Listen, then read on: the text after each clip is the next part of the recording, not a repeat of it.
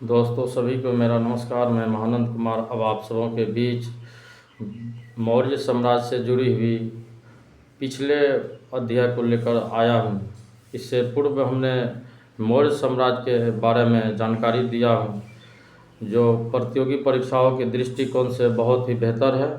और आगे अभी जो बता रहा हूँ वो मौर्य साम्राज्य से ही अशोक थे, जिनके बारे में इससे पूर्व हमने जानकारी दे दिया है। जैसे कि अशोक सर्वप्रथम जो थे ब्राह्मण धर्म के अनुयायी थे। ब्राह्मण धर्म के अनुयायी थे। उसके बाद एक उसका जो है धर्म ग्रंथ दीपवंश और महावंश, जिसमें वो बताया गया है कि वो बाद में शैव धर्म में आ गए। शैव धर्म, जैसे कि पहले सर्वप्रथम ब्राह्मण धर्म का अनुयायी थे, उसके बाद राजतरंगिणी के अनुसार शैव धर्म के ये अनुयायी हो गए। अशोक का जो नाम है उसमें एक देवन प्रिय भी कहा गया है। अशोक को देवन प्रिय और प्रियदर्शी कहते हैं। ये प्रतियोगी परीक्षाओं में कई बार पूछा गया है। अशोक को क्या कहते हैं? देवन प्रिय और प्रियदर्शी। बीपीएससी के भी एग्जाम में जो है पूछा गया था कि अशोक को देवन प्रिय प्रियदर्शी कहा गया है। इसमें से मौर्य साम्राज्य में किसका नाम प्रियदर्शी के नाम से जानते हैं? तो वह थे अशोक।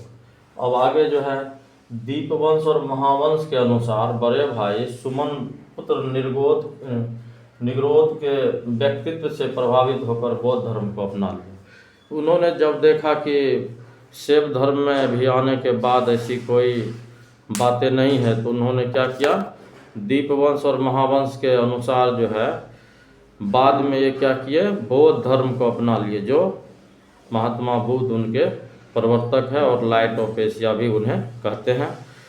इन्हीं प्रकार जो है अब जो है इसका जो है जीवन शैली कुछ अलग ही था। ये अशोक महान जो है अशोक महान ही कहलाए, क्योंकि अशोक महान वैसे नहीं कहलाए। इससे पूर्व उन्होंने कई ऐसे भयानक युद्ध का ऐसा तांडव मचाया जो कि उस समय रक्त का नदियां बहा दिया था अशोक।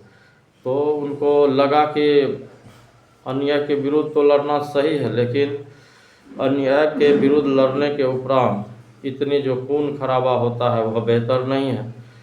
तो युद्ध करते करते उनके दिमाग में ऐसा जिज्ञासा हुआ कि किसी भी समस्या का समाधान युद्ध नहीं है। युद्ध से जान माल और आम नागरिकों की क्षति होती है और आम नागरिकों की जान भी गंवानी पड़ती है। तो उन्होंने युद्ध की नीति को जो है सदा के लिए त्याग दिया और समाज के हित में ऐसे ऐसे अच्छे कार्य किए जो अशोक महान कहलाए। अशोक के महानता को कई पुस्तकों में समाहित किया गया है। अशोक वैसे महान नहीं थे। जब युद्ध को उन्होंने त्यागा तो वो समाज के हित के लिए अच्छे अच्छे कामों पर ध्यान दिया, जैसे कि बड़े बड़े तालाब का निर्माण, जैसे यात्रा कर रहे व्यक्तियों के लिए मटके में पानी भर के किसी चौक चौराहे पे रख देना। गर्मियों के सीजन में यात्री जब जाते थे तो पानी पीते थे। यानी कि कृषि के लिए भी वो बड़े बड़े तालाब का निर्माण किया, ताकि किसान जो है आसानी से उस खेती को कर सके और अच्छे फसल उपजा सके और जीवन शैली को सही ढंग से जी सके। तो सामाजिक क्षेत्र में उन्होंने बहुत ही उत्कृष्ट प्रदर्शन किया, जिससे अशोक महान के नाम से प्रसिद्ध हो गए। और मौर्य साम्राज्य में आगे कुछ अलग टॉपिक आगे बताऊंगा जो महत्वपूर्ण होगी और जो प्रतियोगी परीक्षाओं के दृष्टिकोण से बेहतर भी होगी। आगे बिहार पुलिस और होमगार्ड की बहालियां हैं, जिसमें होमगार्ड में केवल फिजिकल है। अगर जो इंटर किए हैं जिसकी आयु 19 वर्ष है वो होमगार्ड के लिए अप्लाई कर सकते हैं। 16 अप्रैल तक आवेदन की अंतिम तिथि है। बिहार पुलिस का तो अभी बहुत ज़्यादा है, उनमें 18 से 23 साल है और 3 साल ओबीसी को छूट है और महिलाओं को भी छूट है अपने आरक्षण के हिसाब से। तो जय हिंद, जय भारत। तब तक के लिए धन्यवाद।